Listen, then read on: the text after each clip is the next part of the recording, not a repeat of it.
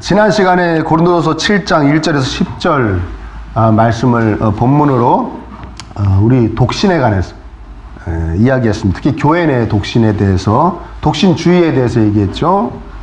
중요한 것은 뭐라고 그랬습니까? 독신이든지 가정을 이루든지 하나님의 영광을 위해서 해야 되는 것이고, 또 은사에 따라 독신으로 살고 가정을 이루어 사는 것이다. 하나님 허락하셔야 되는 것이다. 그리고 하나님께 온전히 집중하기 위해서 독신으로 사는 목적 참 칭찬할 만한 것이다. 그러나 그 외에 여러 가지 이유가 있지만 독신으로 사는 건 하나님 원하시지 않는다라는 말씀을 드렸습니다. 그리고 독신으로 살든지 가정을 이루어 살든지 하나님 영광을 위해 살아야 되는데, 그러기 위해서는 하나님의 능력을 힘입어야 된다. 아멘. 그 삶 자체가 하나님의 은사이기 때문이기 때문에 그렇다라는 말씀을 지난 시간에 드렸습니다. 이번 시간에는 우리 7장 10절부터의 말씀을 통해서 우리 성도의 이혼과 또 불신자와의 혼인에 관해서 말씀을 전하려고 합니다. 먼저 여러분 10절에 보면은 가로가 있을 겁니다. 결혼한 자들에게 내가 명하노니, 그 다음에 가로가 쳐져 있죠. 뭐라고 돼 있습니까? 명하는 자는 내가 아니요 주시라 돼 있죠. 그 다음에 11절에 보면 또 가로치고 만일 갈라섰으면 그대로 지내든지 다시 그 남편과 화합하든지 하라 이렇게 되어 있죠. 그 다음에 12절에 보면 그가 그 나머지 사람들에게 내가 말하노니 가로치고 뭐라고 되어 있습니까? 이는 주의 명령이 아니라 라고 가로 닫고 있습니다. 이 원어에는 가로가 없습니다. 가로가 없고, 이것은 우리의 이 이해를 돕기 위해서 가로를 친 겁니다. 후대 사람들이 가로를 친 겁니다. 무슨 말입니까? 결혼한 자들에게 내가 명하노니, 그 가로를 딱 건너뛰면 바로 말이 되죠. 어떻게 됩니까? 여자는 남편에게서 갈라서지 말고, 그 다음에 가로를 건너뛰면 또 말이 됩니다. 남편도 그 아내를 버리지 말라. 이해되십니까? 그 말이 쭉 이어지는 겁니다. 가로를 읽지 않고 읽으면 그 말이 자연스럽게 이어지는데, 그 중간중간에 설명이 들어가 있는 겁니다. 이게 같이 읽으면 읽는 자들이 헷갈릴까봐 이렇게 우리 선배님들이 친절하게 가로를 쳐주신 겁니다. 이해되십니까? 그런데 중요한 가로 두 개가 있습니다. 첫 번째는 명하는 자는 내가 아니요 누구라?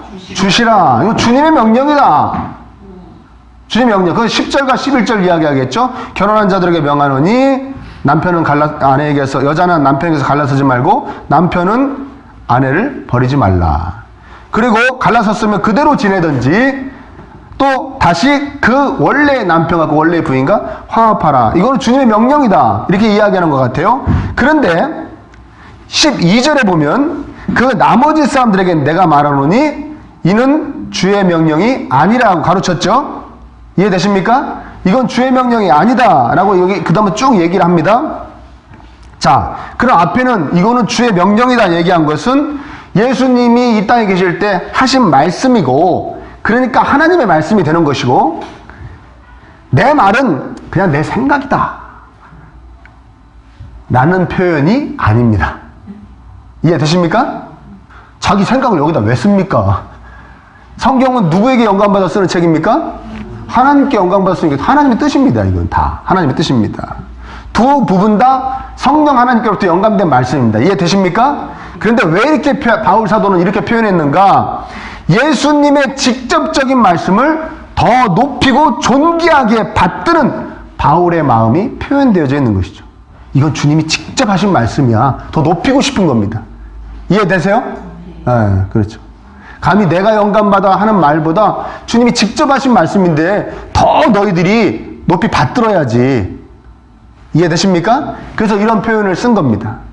두 번째는 또 무슨 뜻입니까? 더욱 강조하기 위해서, 그 얘기를 강조하기 위해서. 그러니까 바울은 그 전제 조건은 뭡니까? 바울은 혼인관계를 맺고 있는 자들이, 특히 교회 안에서 혼인관계를 맺고 있는 자들은 갈라서기를 바란다는 거예요? 갈라서지 않기를 바란다는 거예요?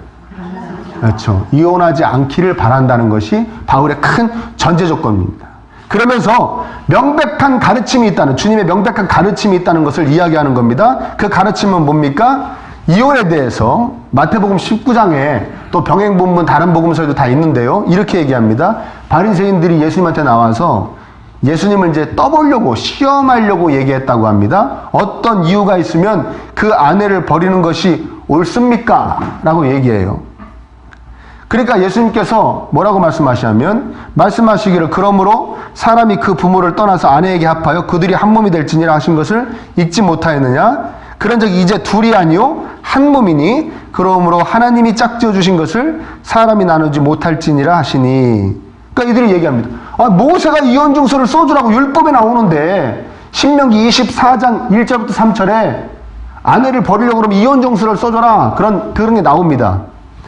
그 모세도 이혼을 허락했는데 무슨 말씀하시는 겁니까? 그러니까 예수님께서 뭐라고 그러시냐면 이렇게 얘기합니다. 너희들이 못돼 먹은 걸 모세가 잘 알고 하나님이 잘 아시고 여인들을 보호하기 위해서 이혼이라는 것을 만들어 주신 것이지 원래 이혼을 좋아하시지는 않는다라고 이야기합니다. 그래서 9절에 딱 이혼할 수 있는 근거 하나를 딱 대시해요. 뭐라냐면 내가 너희에게 말하노니 누구든지 음행한 이유 외에 아내를 버리고 다른 데 장가드는 자는 간음함이라. 남편 몰래 불륜을 저지른 거 빼고는 이혼할 수 없다. 버리지 마라. 그렇게 얘기하는 것이. 이게 무슨 얘기냐면 이제 모세한테 하나님께서 이혼증서를 부인을 쫓아낼 사람은 부인에게 이혼증서를 써서 쫓아내라고 하신 이유가 왜 그러냐면 그 당시에 지금 예수님 당대도 마찬가지였지만 이혼을 당하면 남편이 죽거나 아니면 이혼을 당해서 혼자 있게 된 여인은 생산력이 아무것도 없습니다. 그래서 우리 성경을 보면 특히 구약 성경에 과부를 잘해줘라, 과부를 도와줘라 막 그런 얘기가 계속 나오지 않습니까?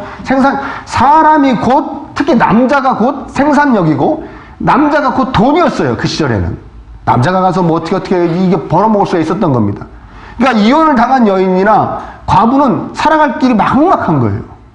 그런데 남자들의 그 못된 게 있었습니다. 뭡니까? 같이 결혼해서 혼인해가지고 고생하면서 살다가 조금 살만해지면 이제 부인은 눈에 안 들어오고 젊은 여인들이 눈에 들어오기 시작하는 거예요. 남자들 눈에. 그래가지고 매일 무슨 궁리만 합니까? 모든 남자가 그렇다는 건 아닙니다. 또 이상한 눈으로 또 옆에 있는 분들을 쳐다보지 마시고요. 그러면 어떻게 합니까? 무슨 꼬투리를 잡아서라든지 이 자기 아내를 쫓아내는 거예요. 쫓아내는 거예요. 이것이 세월이 흐르고 그러니까 예수님 당대 때는 어떻게 됐느냐? 그냥 아무거나 꼬투리 잡아가지고 쫓아내면서 이혼증서만 써주면 되는 거예요. 그 사람들 앞에서 이 여인은 뭐가 마음에 안 들어서 제가 이혼합니다. 자 증서 써줍니다. 그리고 사람들 앞에서 공포만 하면 되는 거예요. 그 이혼증서 딱 주면 얼마든지 쫓아낼 수 있었어요. 이해되세요? 그런 남자들의 그 행포에서 아내들, 여인들을 보호하려는 하나님의 그 사랑이 담겨 있는 것이 이혼 증서입니다. 이해되십니까? 이혼을 잘할 수 있도록 만들어줘야지가 아닙니다. 하나님의 원래 뜻이 그것이 아니라는 거예요. 이해되세요? 자, 이것이 이제 교회 안에서 부부된 자들에 대한 이제 하나님의 뜻이다. 예수님이 말씀이다. 그리고 바울이 이야기합니다. 그런데 이제 12절부터는 무슨 얘기냐면 한쪽만 성도인 거예요. 한쪽만 성도인 거예요. 그러니까 이 당시에 미리 정혼을 한 관계였든지 약혼을 한 관계였든지 어떻게 하다가 이쪽은 예수님을 믿는데 저쪽은 예수님을 믿지 않아요. 그런데 할 수 없이 혼인을 하게 된 경우도 있겠지만 이 경우는 거의 없고 대부분 어떤 겁니까? 부부로 쭉 줄고 살아왔는데 갑자기 어느 한쪽이 예수님을 믿게 된 것이죠. 예수님 믿게 된 거예요. 그러면 예수님을 안 믿는 쪽에서는 충격이 너무 큰 것이죠. 믿는 쪽에서도 막 힘든 거고 안 믿는 배우자하고 사는 것이 또 이 안 믿는 쪽에서는 막 충격인 겁니다. 여러분 정말 예수님을 만난 사람을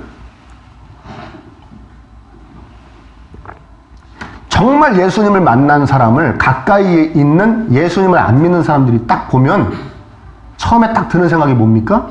미쳤다고 생각. 이거 어떻게 아세요? 보셨나 보네. 미쳤다고 생각합니다. 내가 사랑하는 아내가 내 사랑하는 남편이 미친 거예요. 한순간에. 얼마나 충격이 크겠습니까? 그리고 그 영적 이질감도 엄청난 고통으로 다가오는 것이죠.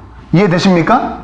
그런 사람들에 대해서 이제 12절부터 16절까지 쭉 이야기합니다. 한쪽만 예수님 믿는 경우를 이야기하는 거예요. 이해되십니까? 그 뭐라고 그럽니까? 불신 배우자가 근데 그 안 믿는 배우자가 그래도 같이 부부관계를 유지하기를 원하면 헤어지지 마라. 갈라서지 마라. 그냥 살아라. 그렇게 얘기합니다. 단 문맥상 보면 그 불신 배우자가 믿음 생활을 허용해주는 한도 내에서, 이해됩니까? 막 믿음 생활한다고 막 죽이니 살리니 뭐 어쩌니 저쩌니 하고 뭐 못 믿게 하고 예배 못 들어가게 하고 막 이러면 그럼 갈라서라는 얘기예요. 갈라서라는 얘기입니다. 이해되세요? 자, 15절 한번 같이 읽어볼까요? 15절 시작. 혹 믿지 아니하는 자가 갈리거든 갈리게 하라. 형제나 자매나 이런 일에 후회될 것이 없느니라. 그러나 하나님은 화평 중에서 너희를 부르셨느니라. 불신 배우자가 믿음을 꼬투리 잡아서 막 이혼을 요구하면 이혼해줘라 이거예요. 이혼해버려라 이거예요. 형제나 자매나 이런 거에 구애될 것이 없다. 뭐냐? 남편이 된 사람이든 아내가 된 사람들은 차별이 없다. 불신 남편이 이혼하자 그러냐? 믿는 아내요? 이혼해라. 또 불신 아내가 이혼하자 그러냐? 불신 남편아 이혼해라. 이런. 그런데 무슨 말씀도 합니까? 뒷부분에 그러나 하나님은 화평 중에서 너희를 부르셨느니라. 그런 경우가 아니면 불신자가 불신 남편이나 불신 부인이 그래도 살기를 원하면, 그리고 너의 믿음 생활을 방해하지 않는다고 그러면 같이 살아라 이겁니다. 왜 그러냐? 16절에 아내 된 자여 내가 남편을 구원할지 어찌할 수 있으며 남편 된 자여 내가 내 아내를 구원하는지 어찌할 수 있어요. 네가 쭉 기도하고 안 믿는 남편 안 믿는 부인을 위해 기도하고 막 쭉 열심히 살면, 신앙생활 예쁘게 하는 모습 보여주면서 살면 안 믿는 부인보다 안 믿는 남편보다 더 배우자를 사랑하고 배우자를 위하고 가정을 챙기는 것을 막 보여주면 그 자가 너로 인해서 하나님 믿게 될지 어떻게 하냐 네가. 그리고 하나님이 이 가정에서 너를 먼저 믿게 한 그 섭리하심이, 그 경영하심이 얼마나 신묘막측한데 하나님이 너를 통해 네 배우자를 구원하는지 네가 어떻게 하냐. 그러니까 최선을 다해야 된다. 아멘입니까? 그렇죠. 불신 배우자를 주님께로 만약 인도할 수 있다면 그거보다 더 아름다운 것이 어디 있겠습니까? 그렇지 않습니까? 한 몸 되어 영광 올리는 가정이 된 거 아닙니까? 그러니까 이것이 이제 이혼을 가뜩이나 막 좀 죄악시까지 여기는 우리 동양적 사고에 이 말씀, 이 16절 말씀이 딱 얹어져 가지고요. 많은 성도님들, 특히 대부분 아내 되시는 분들, 아내 되시는 여자 성도님들이 눈물의 세월을 살게 했습니다. 눈물의 세월. 그렇죠? 그때는 무조건 뭐라 그러냐면 안 믿는 배우자가 이혼을 요구하면 이혼해라. 단 아까 제가 전제조건이 뭐라 그랬죠? 믿음 생활을 허용하는 한도 내에서 그렇게 얘기했는데 우리 선배 목사님들 그렇게 얘기하지 않았어요. 무조건 버텨라. 하나님 뜻이다. 남편 구원할 때까지 무조건 버텨라. 이런 식으로 이야기를 했단 말이에요.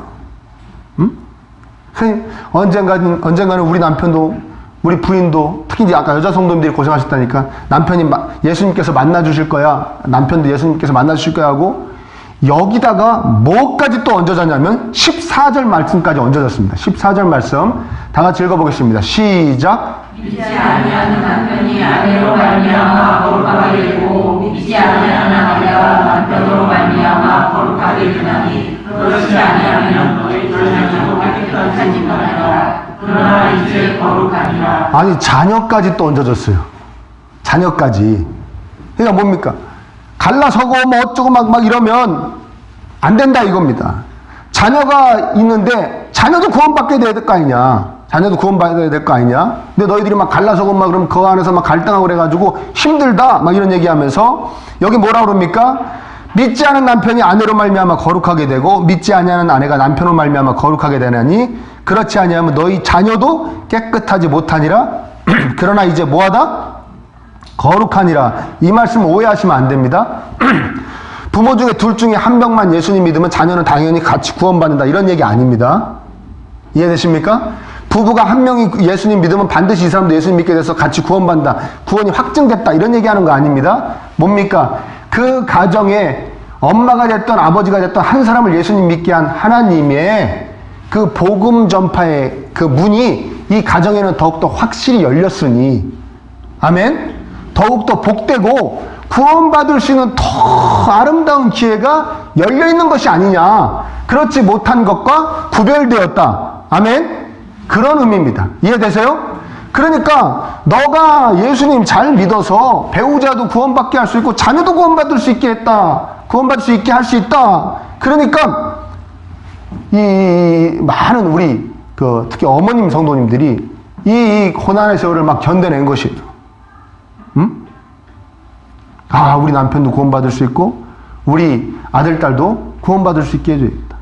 내가 내 사역이구나. 내 사명이구나. 그래가지고 막 버텨내는 거예요. 제가 아는 어느 권사님은요, 그냥 시댁에서 혼자 예수님 믿으셨는데, 남편이 그렇게 교회를 못 가게 하고 막 그런 거예요. 못 가게 하는데. 그 남편이 이제 토요일 날 저녁에 이제 약주 한잔 하고 오셔가지고 푹 주무시면, 이 권사님은 안 걸리려고 교회 제일 먼저 드리는 예배, 일부 예배 있지 않습니까? 막 8시, 9시에 드리는 예배를, 그거를 갔다 오는 거예요. 그거를 제일 먼저 갔다 오면, 그냥 계속 그냥 자고 있으면 다행이다 할 텐데, 어떤 날은 일찍 깨는 거예요. 목마르거나 이러면 깨잖아요. 그래서 딱 교회 간 것 같으면은, 이 연탄 아궁이 있죠? 연탄 아궁이 이렇게 땅 속으로 이렇게 많이 들어가게 한 거 있지 않습니까? 2장 넣게 해가지고, 그런 연탄 아궁이 있지 않습니까? 거기다가 물 한 양동이를 부어놓고 나가버린대요.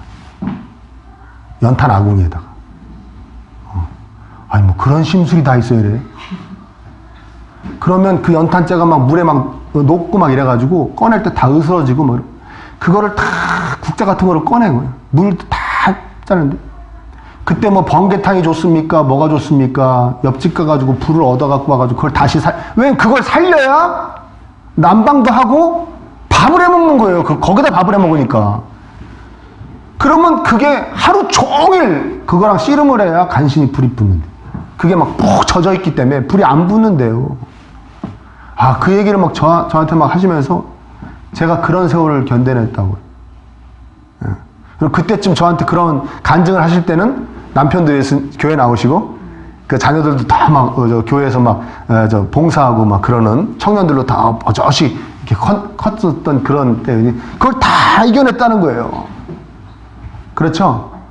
그런 분들이 한둘이 아니에요. 우리 한국 교회에는 그런 분들이 한둘이 아니에요. 그걸 다 이겨낸 거예요. 심지어는 막 시댁도 다 구원하고 막. 그런데 자, 당신도 그런 세월을 견뎌내십시오 하고 우리가 누구한테 강요할 수 있습니까? 없습니까? 예? 없죠. 또 어머니 돼가지고 엄마 그런 세월을 견뎌냈다. 너도 이 다음에 네 남편한테 그런 세월을 견뎌내라고 얘기하실 분 당장에 집으로 와라. 당장에 와. 지금 어떤 시절인데 그러고 사냐. 그러시겠죠? 누구한테 강요할 수는 없습니다. 바울이 분명하게 얘기합니다. 구애될 것이 없느니라 하래요. 15절에. 그렇죠? 혹 믿지 아니한 자가 갈리거든 갈리게 해. 형제나 자매나 이런 일에 구애될 것이 없느니라. 이건 뭐냐면 구애될 것이 없느니라가 원어 그대로 문자적으로 해석하면 과거에는 종이었으나 이제 종이 아니다. 그런 거에 종살이하지 마라. 그런 얘기입니다. 그런 거에 막 뭐 예수님 믿는 사람은 이혼하면 안 돼 그래가지고 막 그런 거에 매여가지고 고생하지 말란 얘기입니다. 너를 막 예수님 믿는다고 막 배우자가 박해하고 힘들게 하면 그러면서 갈라서자 그러면 갈라서버려. 그런 부부가 어떻게 하나님께 영광을 올리겠냐. 갈라서버려. 이 얘기합니다. 그래서 그런지 바울이 이거는 뭐라고 얘기합니까? 주의 명령이 아니다라고 얘기한 것 같아요. 예수님한테 죄송해서 예수님은 뭐라고 그랬죠? 절대 이혼하지 말아라. 근데 바울은 뭐라고 그럽니까? 안 믿는 배우자가 갈라서자 그러면 갈라서 그런 거에 종되지 마. 그렇게 얘기했잖아요. 그러니까 예수님께 죄송해서 주의 명령이 아니다라고 얘기한 것 같아요. 그렇죠? 아닙니다. 바울은 예수님의 그 말씀의 속뜻을 다 헤아리고 그것을 전하고 싶었던 거예요. 즉 예수님이 음행 외에는 절대 이혼하지 말라는 얘기는 뭐냐면 이 얘기입니다. 이혼하지 말라는 얘기를 하고 싶으신 게 아니에요. 그건 뭐냐? 하나님이 너희들에게 복된 공동체를 허락하셨는데 그것이 가정, 그 중에 최소 단위가 부부인데 그러면 얼마나 서로 사랑하고 위해주고 해야 되는데 그런 배우자의 관계에서 배우자를 배우자로 정당하게 대우하지 않는, 사랑하지 않는 이 못된 것들아! 그렇게 살면 안 된다라고 말씀하고 싶으셨던 거예요. 이해되십니까? 아까 어떤 행위? 이제 또 이제 이 여자는 이제 싫다. 나랑 같이 나이 들어갔다 싫다. 고생해가지고 막 주름이 자글자글하다. 나는 예쁘고 젊은 새 아내를 얻겠다. 그래가지고 이혼증서 꼬투리 잡아 써줘가지고 야 친정으로 가버려. 이따위 짓 하지 말라는 거예요. 이따위 짓 하지 말라는 거예요. 그런 사람들을 책망하시는 얘기예요. 이해되십니까? 바울은 그것을 알고 있는 거예요. 그 속뜻을 헤아리고 있는 겁니다. 하나님은 이혼하지 말라는 것에 하나님 말씀에 맹점이 찍혀 있는 것이 아니라 이혼할 수밖에 없는 상황을 만드는 이 못된 것들아 그렇게 살지 말아라. 거기에 맹점이 찍혀 있다는 거예요. 뭔 얘기인지 알고 들으시는 겁니까? 그러니까 바울은 그 얘기를 하고 싶은 거예요.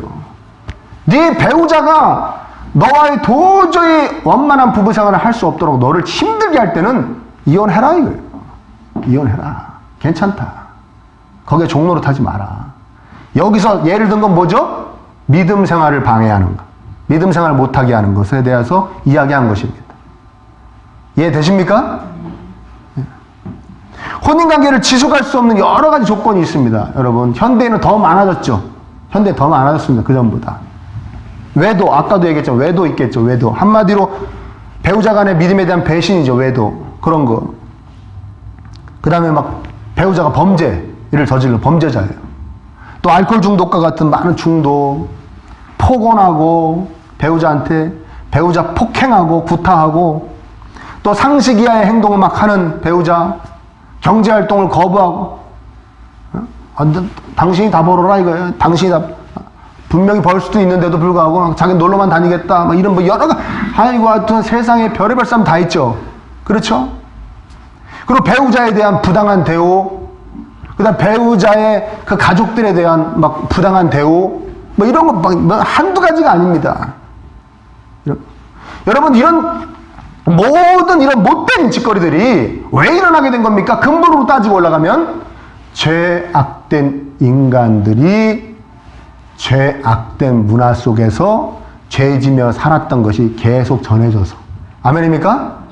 더 근본으로 올라가면 하나님을 배반하고 하나님께 떠난 이 죄악된 인간들 사이에서 벌어지는 죄 많은 인간들이 빚어내는 다 아픔입니다.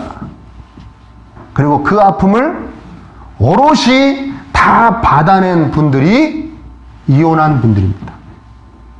이혼한 분들. 이해되십니까? 무슨 말인지 이해되십니까? 응?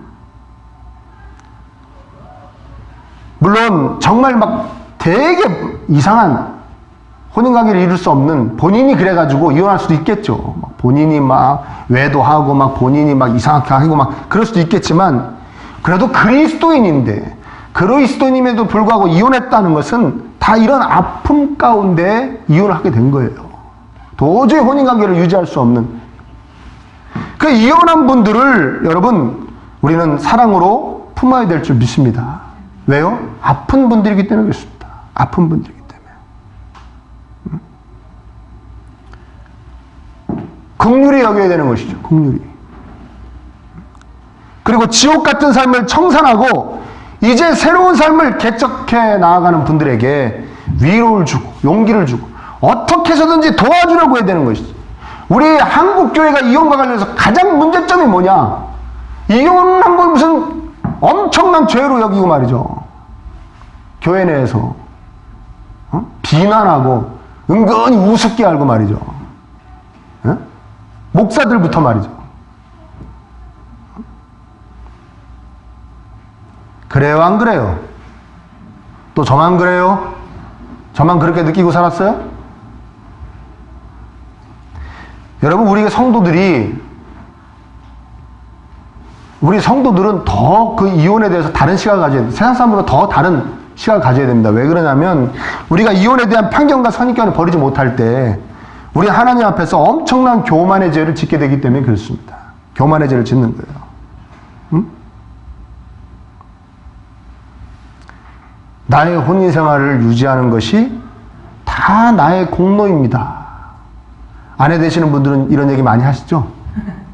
네? 나 때문에 이 가정이 돌아가는 줄 아셔요. 나 때문에 이 부부관계가 유지되는 줄 아셔요. 아내 되는 분들이 많이 하시죠? 드라마, 우리 집사람이 그런다는 게 아니라 드라마 같은 데 보면 그러잖아요, 여자분들이. 남자분들은 그런 말 많이 안 하는데 여자분들이 많이 하잖아요. 그렇죠? 이혼한 사람들을 막 비난하고 우습게 알고 비판하면은 그 마음속은 이미 그렇게 되어 있다는 거예요. 나는 노력했어. 너는 왜 노력하지 않아? 나는 희생했어. 너는 왜 희생하지 않아? 나는 인내했어. 너는 왜 인내하지 않아?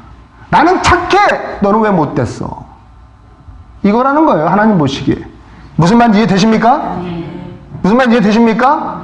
우리 가정, 우리 부부관계가 유지될 수 있는 것은 하나님의 은혜인 줄 믿습니다. 아멘. 아멘? 하나님의 은혜. 전적으로 다 하나님의 은혜입니다. 그리고 나는 좋은 신랑 만나고 착한 아내 만난 것을 하나님이 주신 선물이고 그래 감사해야죠. 아멘입니까? 그것을 교만해지면 안 되죠. 나는 그래도 마음 주고 살 사람을 만날 수 있게 해주신 하나님께 감사하며 그렇지 못한 사람들, 그래서 이혼할 수밖에 없었던 사람들은 불쌍히 여겨야죠. 도와주려고 그래야죠. 그것이 참된 성도의 길인 줄 믿습니다. 이거 심보를 고쳐 먹어야 되는 거예요. 지금까지 잘못 생각하고 잘못된 마음을 갖고 계셨던 분들이 있다면 이 시간에 고치시기를 축원합니다. 성도는 이혼하면 죄악이다. 그 틀에 딱 해가지고요. 그걸 한번 생각해 보십시오. 예수님께서 그 귀한 피를 흘리셔서 우리를 구원하시고 구원해 놓은 성도가 그 가정이라는, 거기도 그 중에 부부관계라는 그 가장 작은 영역에서, 작은 공동체에서 하루하루를 지옥 같은 삶을 살기를 원하시겠습니까? 예수님이? 아니, 또 원하실 것 같이 생각하나 보네. 여러분들 예수님 입장이 됐으면 생각해 보십시오. 내가 그 살찌끼고 피 흘려서 구원해 놨는데, 이 구원해 놓은 이 영혼이, 이 귀한 아들딸이 부부관계라는 것에 얽매여서 부부관계를 유지할 수 없는 사람과 만나가지고 그 안에서 매일매일 지옥 같은 삶을 살기를 원하시겠냐고요. 그걸 원하시겠어요? 아니면 톡 털고 새 출발하기를 원하시겠어요? 당연한 것이죠. 당연한 겁니다. 바울 사도가 그 예수님의 뜻을 알고 이렇게 얘기하는 겁니다. 갈라서자 그러면 갈라서! 도저히 부부관계를 유지하지 못할 그런 걸로 힘들게 하고 갈라서자 그러면 갈라서! 바울이 이야기하는 것이. 바울이 이야기하는 겁니까? 하나님이 말씀하십니다. 우리 이혼에 대한 새로운 패러다임을 가지시기를 축원합니다. 자꾸 얽매여가지고 우리 교회 이거 깨져야 됩니다. 깨져야 됩니다. 교회가 깨져야 됩니다. 우리 한국 기독교 깨져야 됩니다. 아멘입니까? 그 은혜와 복을 아직 못 받은 분들, 이혼한 분들, 좋은 신랑, 좋은 아내, 그런 복을 아직 못 받은 분들, 그분들을 위해서 사랑으로 늘 그분들을 품고 도와줄 줄 아는 저와 여러분 되시기를 축원합니다. 한 가지 더 살펴볼 것은 무엇입니까? 삶의 어떠한 부분을, 어떠한 영역을, 여기서 이제 부부관계죠. 이렇게 구체적으로 이야기하는 본문이 흔치 않습니다. 아주 구체적으로 얘기합니다. 그렇지 않습니까? 그렇죠. 무슨 뜻일까요? 그만큼 소중하다는 것이죠. 뭐가요? 결혼으로 인한 부부관계가. 네. 모든 사람에게 참으로 중요하다는 거예요. 그리고 특히 그리스도인에겐 정말 더 중요하다. 왜요? 쉽게 무르기가 참으로 고통스럽고 때로는 불가능하기 때문에 그렇다는 거예요. 무르기가. 결혼 전후로 무르기가. 이해되세요? 그렇죠. 그럼 우리는 명심해야 됩니다. 혼인은 참으로 신중해야 된다. 따라합니다. 혼인은 참으로 신중해야 한다. 그런데 현재 한국교회 안에, 우리 한국교회만 그런지 모르겠는데 한국교회 안에 청년들 정말 힘듭니다.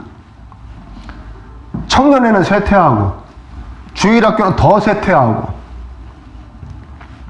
그래서 교회 안에 혼인할 사람이 없습니다. 특히 자매들. 우리 교회도 자매가 더 많더라고요. 제가 이렇게 세보니까, 전 또 비슷할 줄 알았거든요. 자매가 더 많아요. 네. 근데 다른 교회가, 큰 교회가 보면 자매들이 월등히 많습니다. 그래야 안 그래요? 우리 다른 교회 청년회 갔던 분들 보십시오. 자매.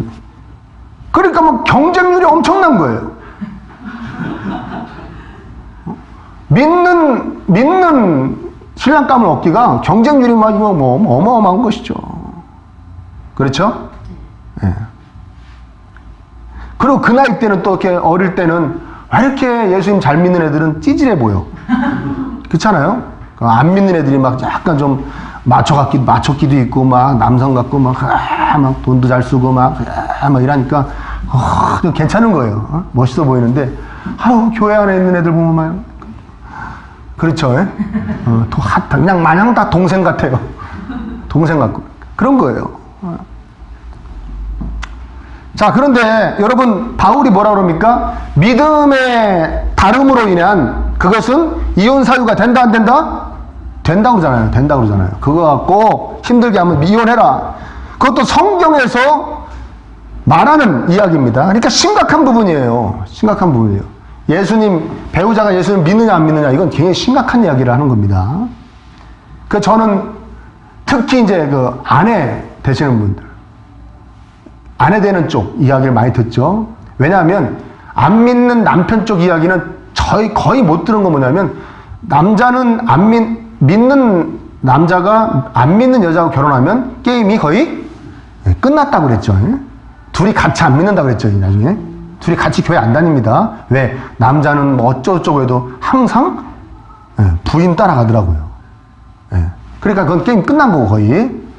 특히 이제 막 힘들어하는 거는 딸이 안 믿는 시댁에 시집가서 거기서 고생하는 걸 보는 친정엄마, 권사님들, 집사님들의 눈물을 저는 많이 받고 또 그 그 딸들의 그 집사님이나 그 성도님들의 눈물을 많이 받습니다. 많이 받습니다. 저도 굉장히 이거에 대해서 부정적이었습니다. 부정적입니다. 지금도 부정적이에요. 긍정적은 아니에요. 어떤 분들은 이래요. 딱 와가지고, 요번에 우리 딸이 막 결혼하게 됐어요. 막, 목사님, 그러니까 와서 기도해 주세요. 담임 목사님이 주례하시고, 목사님 기도해 주세요. 아니면 목사님이 주례해 주세요. 막 와서 막 기뻐하세요. 그러면, 그래요? 그럼 어느 교회 다니시냐고, 그 신랑은 어느 교회 다니시냐고, 물어보면은, 아직 안 다녀요. 그러더라고요. 왜 안 다니? 그럼 어떻게 해? 그러면, 우리 딸이 전도하면 되죠. 그래요. 네? 여러분, 평소에나 좀 했으면 좋겠어요, 전도를. 평소에도 전도를 안 하면서 왜 인생을 걸어가지고 전도를 하려고 그럽니까? 자기 인생을 일생을 걸어가지고 전도를 하려고 그러냐고. 말이 안 되잖아요. 평소에 전도 열심히 하는 사람 내가 이해하겠어요. 그게 아니잖아요. 평소에 전도 하나도 안 하다가 왜 자신의 일생을 걸어갖고 그 전도를 하려고 그러냐고요. 그 집안을, 그 신랑을. 그 말이 안 되잖아요. 이해되세요? 예. 저도 그냥 개인적으로 믿는 자매는 믿는 청년과 믿는 청년은 특히 더 믿는 자매와 결혼했으면 좋겠는데요. 그러나 반대로 그렇게 안 믿는 이제 신랑과 믿는 그 신부가 혼인을 했는데요. 신혼여행 갔다 오는 그 주일부터 교회에 출석하고, 그래가지고 나중에 이 신랑이 막 이 세례도 받고 말이죠. 교회에서 막 봉사도 하고 그러는 커플도 꽤 봤습니다. 꽤 봤어요. 다 울고불고 하는 거는 아니에요. 자매도 얼굴 밝아지는 거 보세요.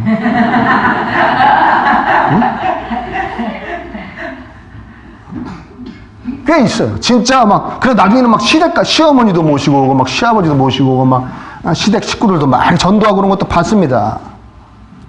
그런 걸 보면, 괜찮을 수도 있다. 이런 생각이 드는 거예요. 그래도 되겠구나. 안 믿는 배우자와 혼인하는 것도 썩 나쁜 것만은 아니구나. 단, 이거 있습니다. 신앙에서 사이에서 오는 많은 불편함과 고통을 자신이 감내할 확실한 의지가 딱 서 있어야 돼요. 내가 어떠한 고통도 감내하겠다. 내가 선택한 길이니까. 그리고 그 문화적 이질감이 엄청납니다.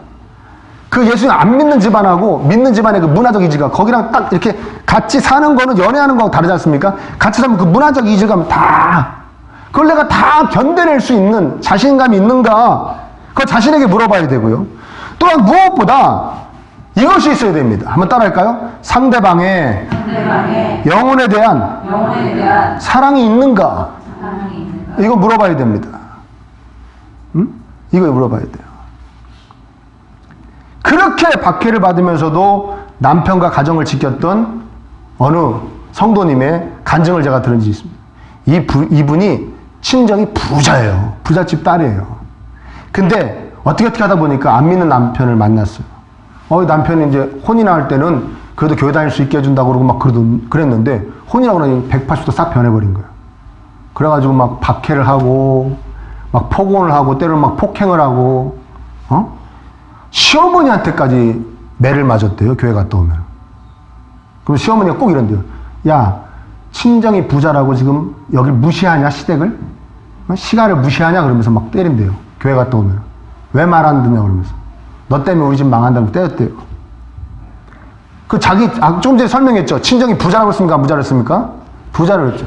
얼마든지 갈라서도 자기는 지금보다 더 복되게 잘 살 수 있었대요. 그런데 교회 가서 앉기만 하면, 하나님한테 기도의 무릎을 꿇기만 하면 눈물이 쫙 흐르면서 그렇게 남편이 불쌍하더랍니다.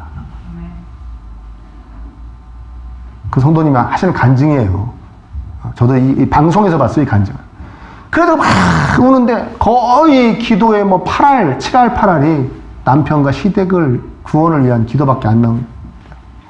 그거 도저히 헤어질 수가 없대요. 헤어질 수가 없어. 그렇게 불쌍하더래요. 그래서 그 고통의 세월을 다 견뎌내고 나중에 정말 남편을 예수님 믿게 하고 시댁 식구들을 다 예수님 믿게 한 그런 간증을 제가 들은 적이 있습니다. 여러분, 불신자와 혼인할 수도 있습니다. 근데 불신자와 혼인을 하려면 16절의 말씀이 마음에 새겨져 있어야 됩니다. 16절 볼까요? 시작. 아내된 자여 내가 남편을 구원하는지 어찌할 수 있으며 남편된 자여 내가 내 아내를 구원하는지 어찌할 수 있으리요. 내가 이 사람의 영혼이 너무나 불쌍해서 하나님, 제가 이 사람의 한 몸이 기꺼이 되겠습니다. 한 몸이 돼서 하나님께로 인도하겠습니다. 제가 꼭 인도하고 싶습니다. 하나님 도와주세요. 이 마음이 있을 때 불신자와 교제하시고 불신자와 혼인하시기를 축원합니다. 아멘. 아멘. 이 사람과 꼭 한 몸, 진정한 영적인 한 몸이 돼서 하나님께 기쁨을 드리는 가정을 꼭 이루어내겠습니다. 제가 그런 자녀들을 길러내겠습니다. 이 의지가 있을 때 그 길을 가시길 바랍니다. 그렇지 않고 멋있다, 예쁘다, 이 남자하고 살면 평생 고생은 안 하겠는데, 조금 괜찮은데, 이런 거는 이 결혼의 조건이 안 되기를 축복합니다. 아멘. 지금 앉아 계신 대부분의 성도님들, 목사님 우리 이미 혼인도 했고요, 이혼은 생각해본 적도 없습니다. 왜? 우리 교회 부부들은 거의 다 깨가 쏟아져요. 보면. 아주 깨가 쏟아져요. 제가 언젠가 얘기했죠. 이렇게 부부끼리 앉는 교회는 전 세계에 우리 교회밖에 없다고.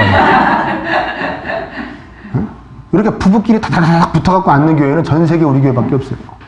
깨가 쏟아져요. 근데 왜 이런 설교를 하느냐? 고린도전서에 나오니까 하기도 하지만, 여러분, 자녀들 어떻게 할 겁니까? 자녀들. 우리 아들, 딸 걱정 없습니까? 앞으로 자라서 또 조금 빠른 시일 안에 혼인해서 하나님께서 원하시는 부부의 모습을, 또 하나님께서 원하시는 그 부부의 관계를, 그런 가정을 이루어나갈 수 있어야 될 거 아니겠습니까? 자신 있습니까? 우리 애들은 그렇게 될 거야. 자신 있습니까?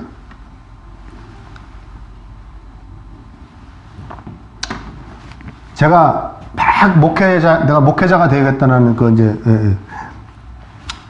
부르심을 받고 막 목회자가 되려고 막 준비하고 그럴 때, 제 선배 목사님, 이영철 목사님이라는 좋으신 목사님이 저한테 그랬습니다. 은호 형제, 기도해. 특히 배우자 기도해. 배우자는 기도한 만큼 하나님이 주시는 거야. 그러더라고요. 기도한 양만큼 배우자를 주시는 거야. 그 얘기 듣고 1년 넘게 간절히 기도해서 지금 아내와 혼인한 거예요. 혼인한 거야. 우리 아내 배우자 기도는 한 적이 없대요. 그래서 얻은 게 접니다. 여러분들이 판단하시기를 축원합니다. 정말 믿음의 부부가 되어서 믿음의 가정을 이루어서 정말 하나님께 기쁨과 영광을 올리고 하나님으로 인해 정말 행복한 그런 부부, 그런 가정 될 수 있게 해주세요. 우리 자녀들이. 여러분, 우리가 기도해줘야 될 줄 믿습니다. 우리가 기도할 때입니까? 안 할 때입니까? 기도해야 될 때예요. 넉넉히 앉아있을 때가 아니에요. 얼마나 아픈데요. 얼마나 고통스러운데요. 우리 자녀들을 위해서라도 꼭 기도할 수 있는 저와 여러분 되시기를 축복합니다. 네. 여러분 두 가지 말씀드렸죠? 이혼에 대한 새로운 패러다임을 가지시길 바랍니다. 편견을 버려야 됩니다. 이혼한 사람들, 교회 안에서 이혼한 사람들 무조건 비난하고 우습게 여기고 비판할 대상이 아닙니다. 아멘? 사랑으로 품어주고 위로해주고 도와줘야 될 대상들입니다. 잊지 마시기를 축원합니다. 여러분 믿는 자와의 혼인 축복입니다. 그러나 믿지 않는 불신자와의 혼인도 축복이 될 수 있습니다. 아주 중요한 사역이기 때문에 그렇습니다. 영혼에 대한 사랑, 영혼 구원에 대한 열정이 있다면 괜찮습니다. 그리고 우리 그래서 기도해야 될 줄 믿습니다. 우리 자녀들을 위해서 기도해야 될 줄 믿습니다. 정말 하나님께 영광을 올리는 부부가 될 수 있게, 정말 하나님께 영광을 올릴 수 있는 가정을 이룰 수 있도록 우리 서로 기도해주는 우리 복동 공동체 되시기를 예수님의 이름으로